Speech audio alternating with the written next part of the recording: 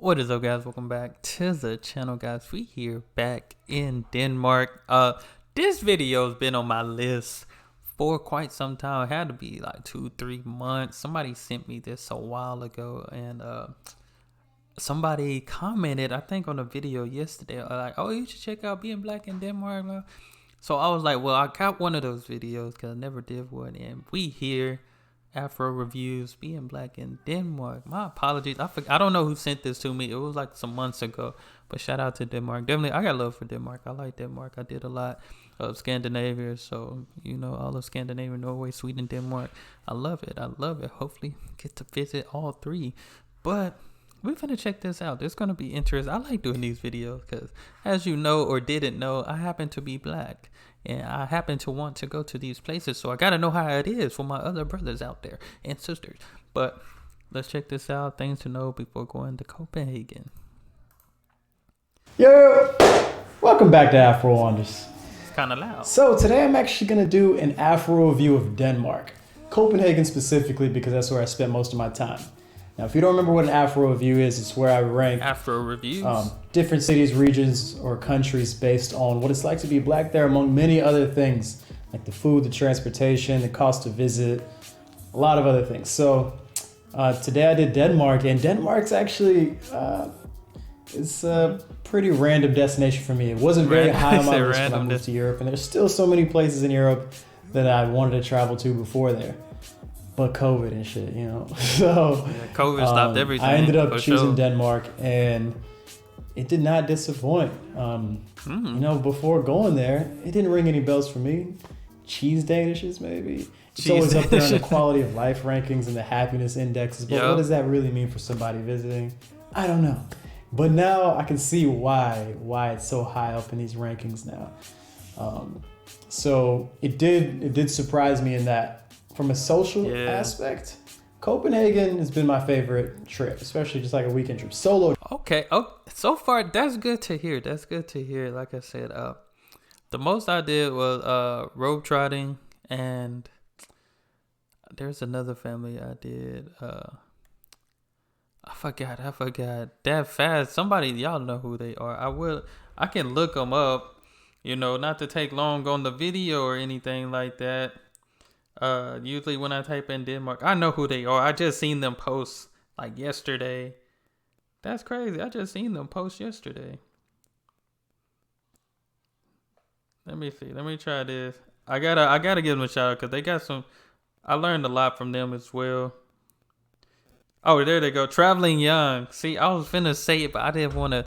I thought I was finna say something else, you know. But Traveling Young, road trotting. That's where I get all my Denmark information from. You know what I'm saying? I learned a lot.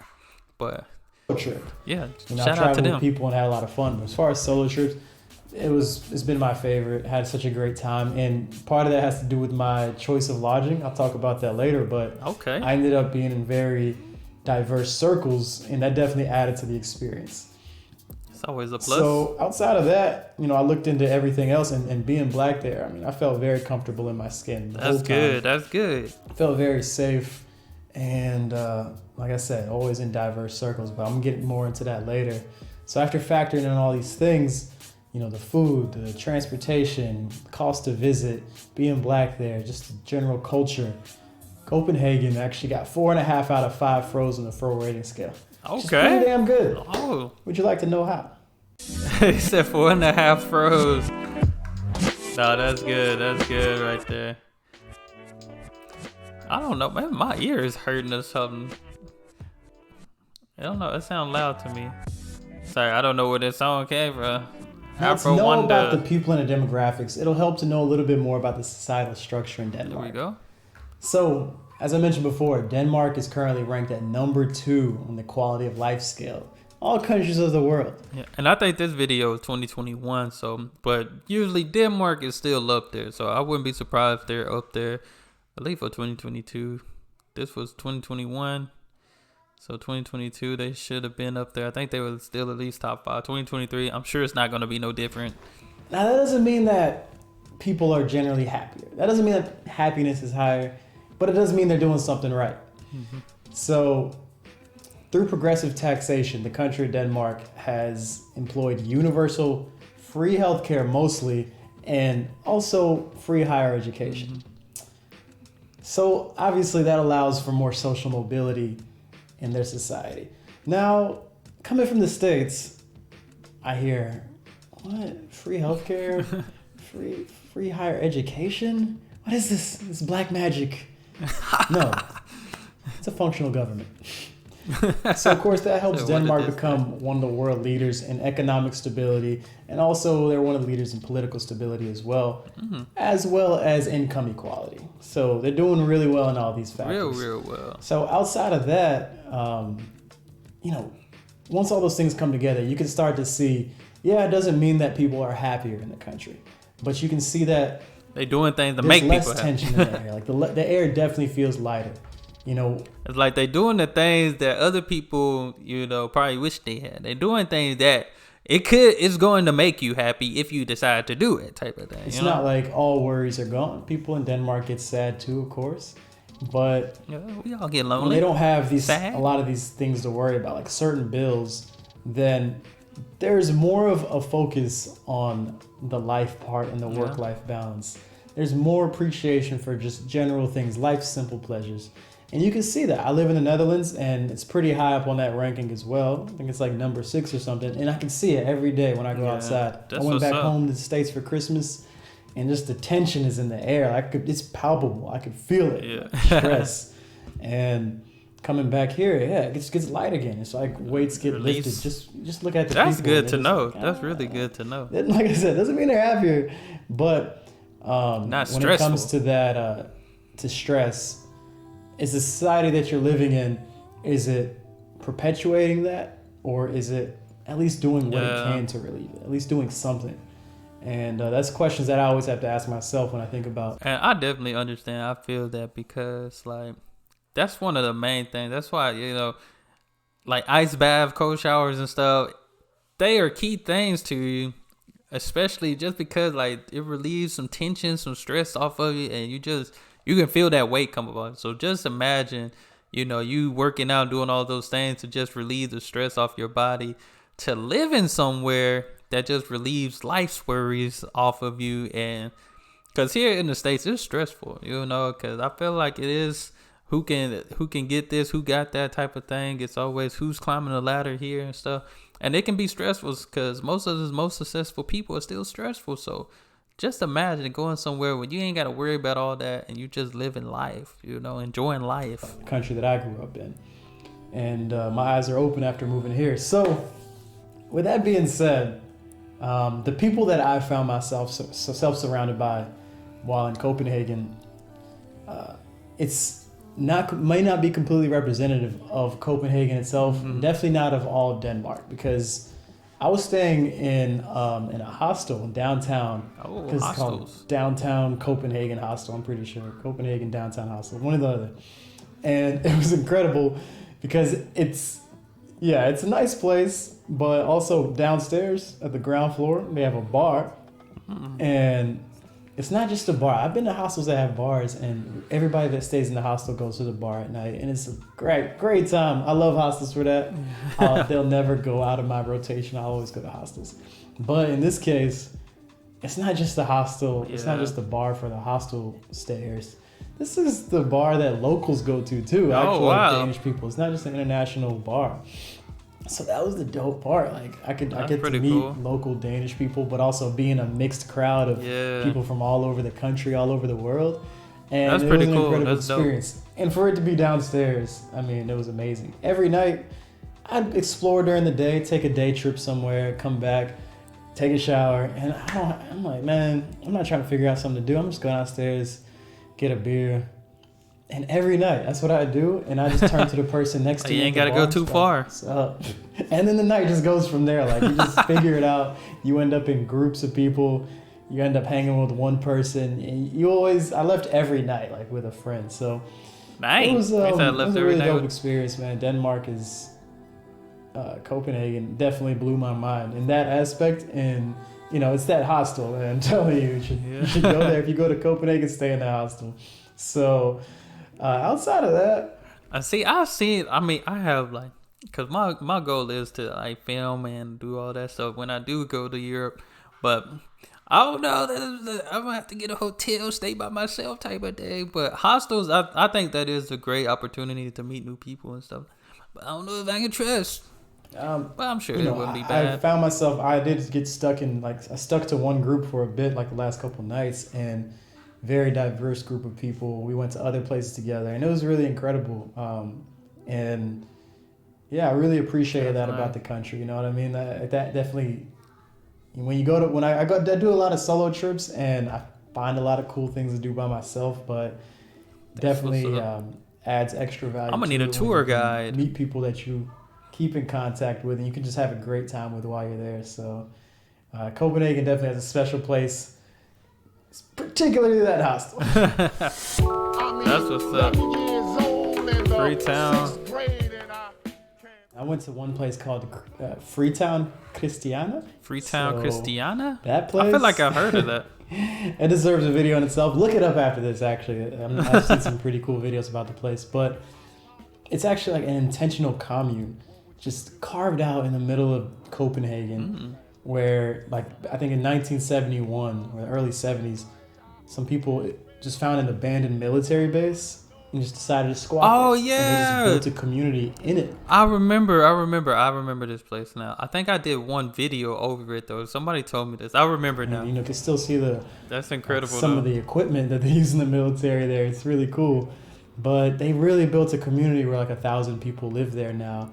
Yeah. And it's so dope. Like, as soon as you walk in, the entrance is completely graffitied out, and the whole thing is just graffiti everywhere. Cool little I remember this. Homes. And, it happened at a time, it was part of like the hippie movement, collectivism, anarchism. Yeah. And it's cool because it's in stark contrast to where they built it. They built it on a military base, so it's pretty dope. Outside of that, man, even there, they have open cannabis trade in Christiania, in Freetown. But in the rest of Copenhagen, in Denmark, weed is illegal. So it's kind of crazy. And, they've had their problems with the government, with the police before. But at some point, they just decided to turn a blind eye. They're just like, all right, man, we're not messing with y'all no more. Y'all do what y'all want to do. We're just going to act like y'all don't exist. And I think in the last, decade or two, they've had more problems. And there have actually been drug raids and a lot going on there. But, when I was there, it was going on. Cool vibes. People were selling weed, and they had vendors and stores. So it's kind of crazy. It's just carved out in the middle of a city where it's illegal, but they just have their own laws, kind of, But it's a very safe place to visit. I felt very comfortable just walking around there by myself. Everybody's just chill, just living their life, and it really is just people residing there. So if you do go, don't go there trying to film everything, because you can't incriminate people as well. So that's true. I think that's one of their rules at certain places. Don't have your camera out. Don't record stuff. Being black in Denmark.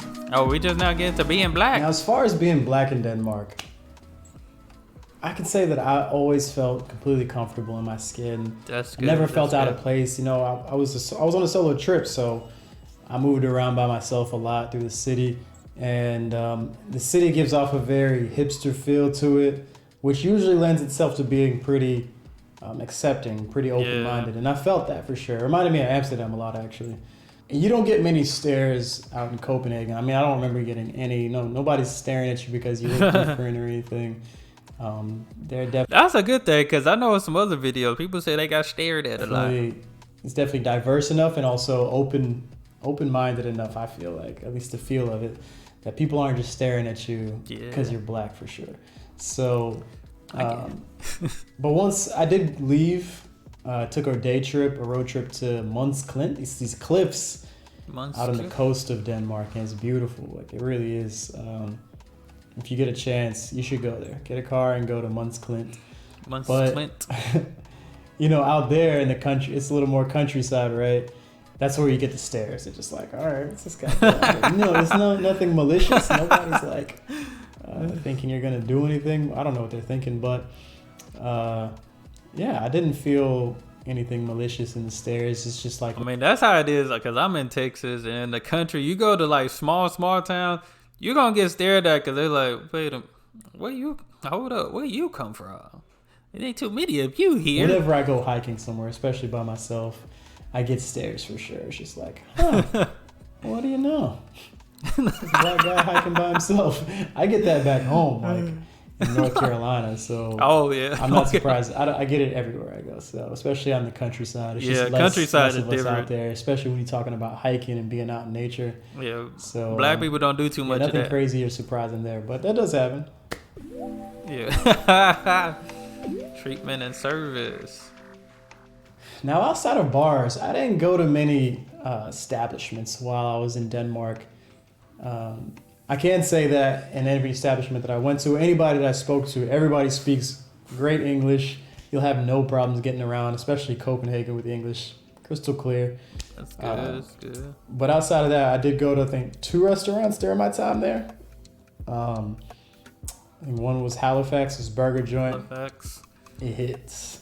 But outside of that, as far as the service goes, it was very, nothing extraordinary about it, nothing bad about it. In Europe gets shitty reputation, especially Western Europe, for having bad service because it's not completely tip-based, the waiter's income.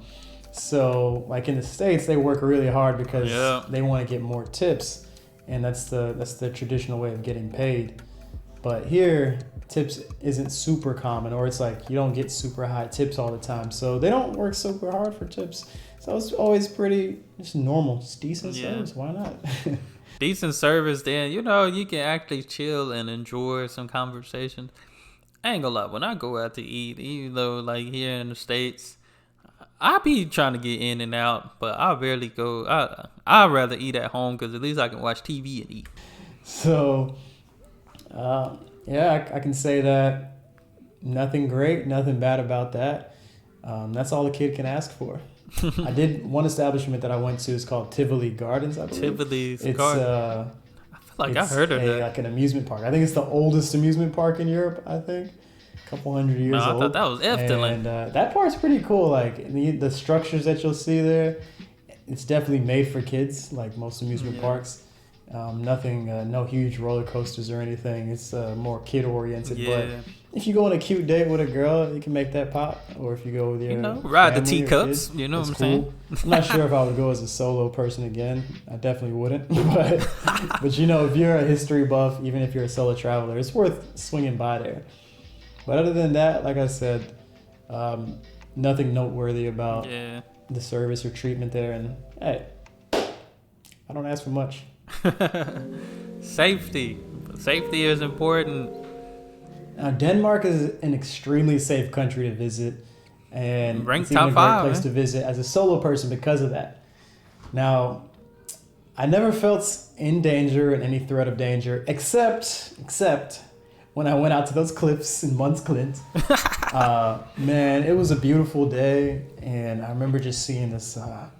The forest. I just have a huge clearing around me, huge field, green. Just walking, and just a huge forest that I go through this trail, and in that trail I could see the huge trees, but there's a circle in them. It's just so dark. Circle in the terrified. trees. I was like, man, I feel like I'm not coming out of that. But I went because I'm stupid, and man, I was scared the whole time. Like when I parked in the parking lot, there were people, and this was like the only trail that I saw. And once I got on the trail, I was like, yo, where did everybody go? And it was just me the whole way. Dang. And I know that I took the wrong trail. I know that I took a really weird route to get where I was trying to get to. Oh, no. Can't be getting lost. And it's not clearly marked. The trails weren't. They're not like trailblazed very well, at least the one that I was on. And like the only beings that I saw for like that hour and a half where I was hiking to the cliffs, like these screaming goats. Just like a whole pack of them. Screaming goats. They were in a cut. They were pretty far, but I could see them clearly, and they're just screaming. I'm just like, oh, some of them had the horns. I would have known I went the wrong way. I was like, shit, I'm bugged. But I was good, man. It was just a weird situation. Like I made a bad decision for sure. I was like walking sideways on this hill. Anyways, I get to the cliffs.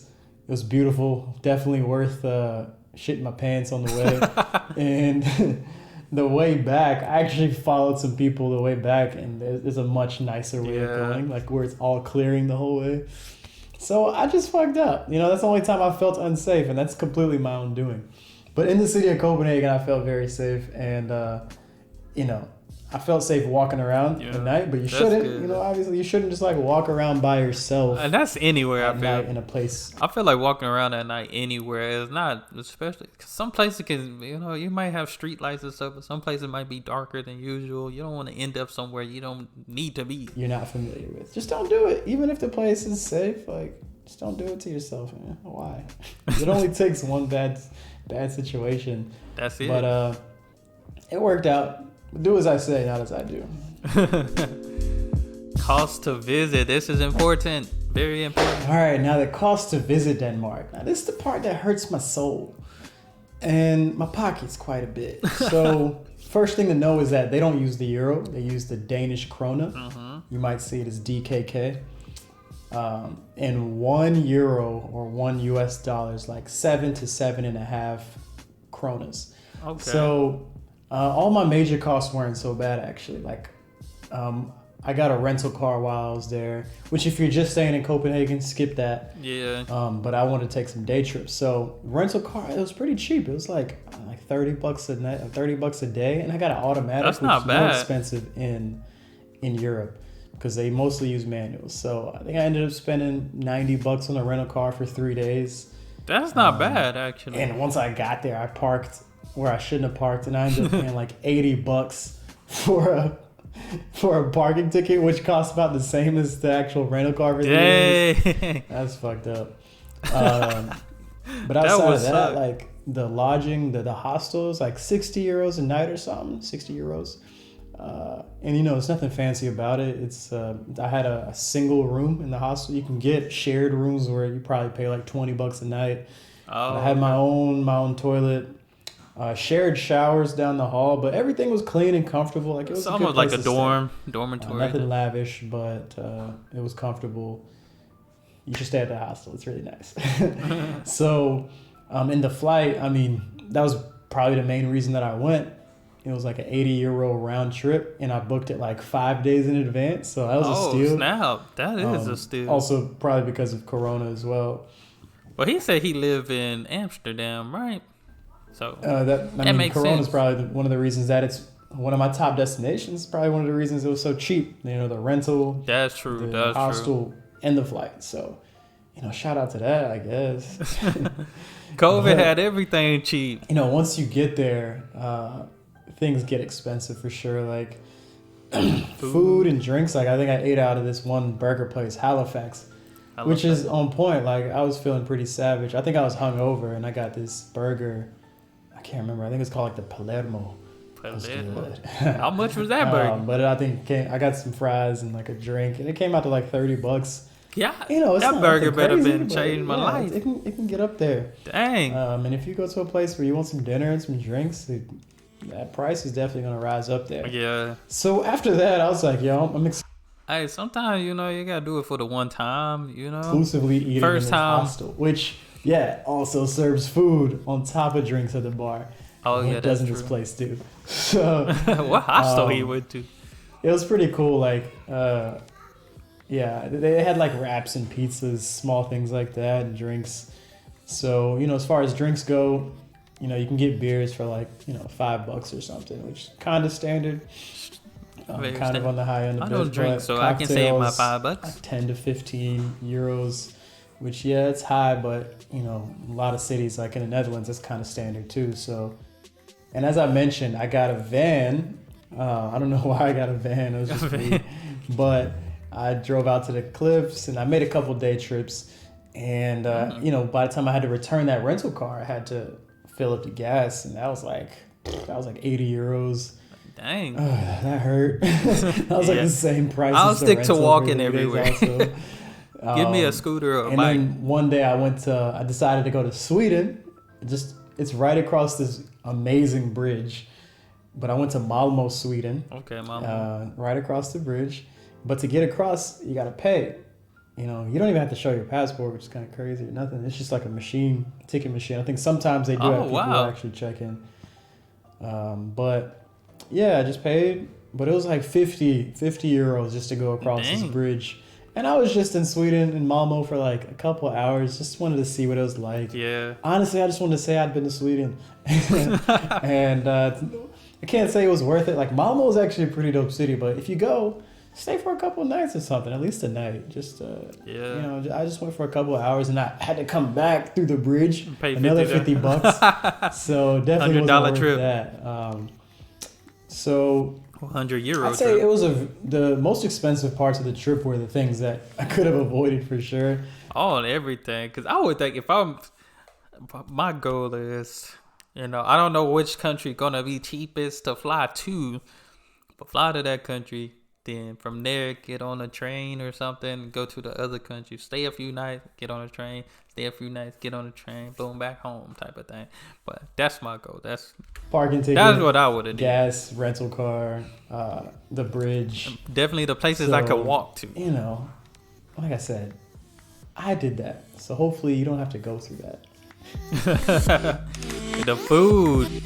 Gotta have some Danish food, some grub. I can't speak much to traditional Danish foods. Scratch that. I can't speak at all to it because I didn't have any. Now, what I learned in the last year and a half about myself is that food isn't a huge part of my travels. It just isn't. Like, in a way, I feel like it slows me down, which is partly a shame because you can figure out so much about a culture through the food, or you can experience it through the food in a way. And yet I can just take a couple granola bars and just be on the run for a weekend. So unless I'm like in Italy or India where like, yeah, I'm going to eat everything. But yeah, like I mentioned before, I went to this burger spot, Halifax. Whenever I go to a country, if I'm going to eat out, I like to ask the locals. Google is cool, but I usually ask a local like, yo, where would you recommend? And this dude pointed me at this burger joint, Halifax, and he didn't lie. It hit. So I would definitely recommend that place. I'll put the link below. But outside of that, you know, I was eating at the hostel. Like I said, wraps and pizzas. Nothing great. Got the job done. Something simple, yeah. I will say in Copenhagen for sure, it's an international city enough that you can find anything you're looking for. You know, if you're looking for Chinese, you're looking for some pizza, you're looking for burgers. If you want some traditional Danish foods, whatever that may be. Some fried chicken? I think it's like meat and potatoes maybe. Definitely, I'm sure it's a lot of potato. I'll be looking for that fried chicken, you know what I'm saying? Seafood. They have a lot of sea around there. But I wouldn't know. So, but whatever you're looking for, you can find it. Yeah. So, you know, you don't have to be worried about, oh, I'm not going to like the food. You'll find stuff that you like, so it's cool. But yeah, be open to trying their traditional foods. Don't be like me. I guess that's kind of the undertone of this whole Apple reviews. Just don't be like me. Don't be like my guy over here. Now, I visited Copenhagen in October. I think the first week of October. Okay, and, the weather shouldn't have been that bad. It was pretty good weather. It was just starting to get a little chilly. Like at night, I definitely had to wear a little jacket. Yeah. I think at night it was probably like mid to upper 40s. During the day it was like mid 50s to 60. And Denmark is pretty similar to the Netherlands in that you'll get a lot of rain. So, you know, like a third of the time it's raining. But, you know, outside of that, you get some really nice sunshine. So it definitely wasn't like, rain definitely didn't put a damper on my trip. I think I had one day where it was just like a couple hours just pouring down. It was actually torrential. Like, it was bad. But outside of that, you know, the rain goes away, it subsides, and the sun comes out. It's beautiful. You know, weather definitely. That crazy weather, bipolar didn't have any weather. Bad effect on my trip. So that's in October. I can say if you're afraid of a little frostbite, don't come in December. Don't come late at November all through like February. Winters are pretty cold here or in Denmark. It looks like as far as like the warmest weather, it's pretty similar to the States. Yeah. You know, like May to September would be the best, you know, and with, I think, July and August being the warmest, like in the 70s as the highs. And not September would be my speed probably because it's like 60s But Pretty it's cool also weather. like right after tourist season, so Yeah. less people. I'll take a little colder weather to have less people, more space, and also the weather's still decent enough to Yeah. enjoy being outdoors. So, yeah, it just depends on what you're into. If you want the warmest, come to summer, but I'm a fall guy, so yeah. I like the fall too. Fall, spring, it rains too much Now, for me. I rented a car during my time in Denmark, and if you're only planning to be in Copenhagen, skip that shit. You don't need a car. For sure. Unless you plan on taking day trips, unless you plan on leaving the city. And their public transportation system is super effective, super efficient, and reliable. They have a metro system that runs 24/7, trains that come all the time. They also have a bus system, and it's all very efficient and reliable. But what's cooler than all those things It's dry. is the biking. The biking, So, okay. Yeah, That's what I would have Copenhagen did. Got a bike. has a great biking infrastructure.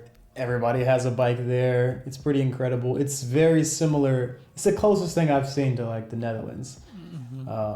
In Okay, Amsterdam, Denmark. it I like actually the reminds me a lot of Amsterdam. Just the city in general, just like but with wider streets. Yeah. And even the biking lanes are, the biking lanes are very wide and separated from the main street, of course, unlike back home in the States.